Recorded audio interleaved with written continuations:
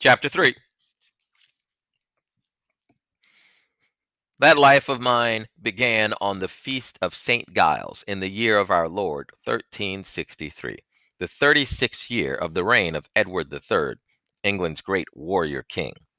We resided in Stromford village with its 150 souls.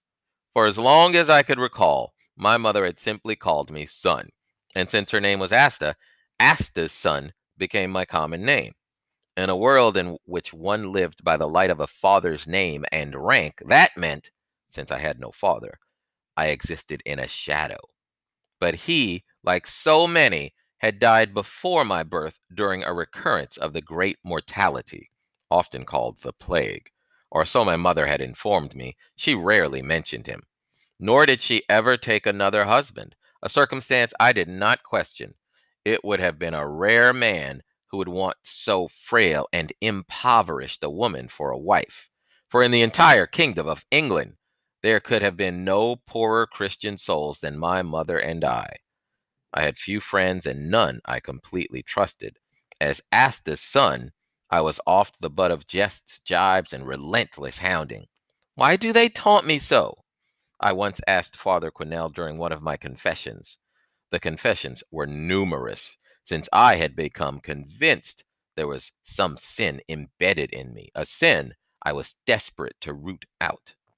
By accepting, was the priest's advice, think how our blessed Christ was taunted on his cross.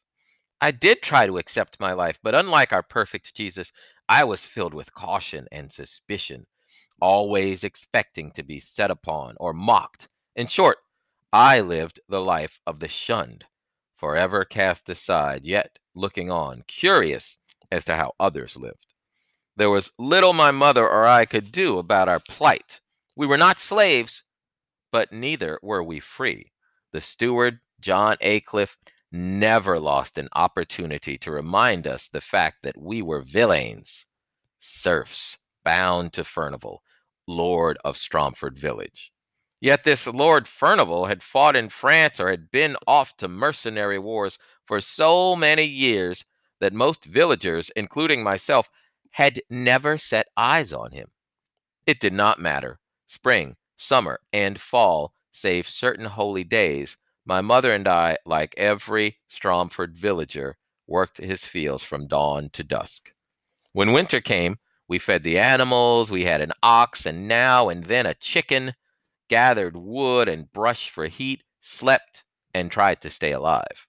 At a time when bread cost a quarter penny a loaf, the value of my mother's daily labor, by King Edward's royal decree, was a penny each day, mine but a farthing.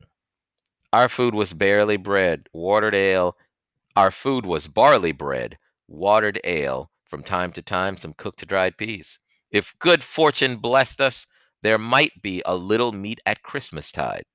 Thus our lives never changed, but went round the rolling years beneath the starry vault of distant heaven. Time was the great millstone which ground us to dust like kerneled wheat. The Holy Church told us where we were in the alterations of the day, the year, and in our daily toil. Birth and death alone gave distinction to our lives as we made the journey between the darkness from whence we had come to the darkness where we were fated to await Judgment Day.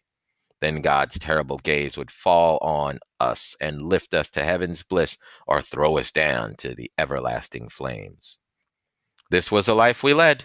It was no doubt the life my forefathers had led, as all men and women since the days of Adam. With all my heart, I believe that we would continue to live the same until Archangel Gabriel announced the end of time. And with my mother's death, it was as if that time had come. That was chapter 3. I'll see you all again for chapter 4.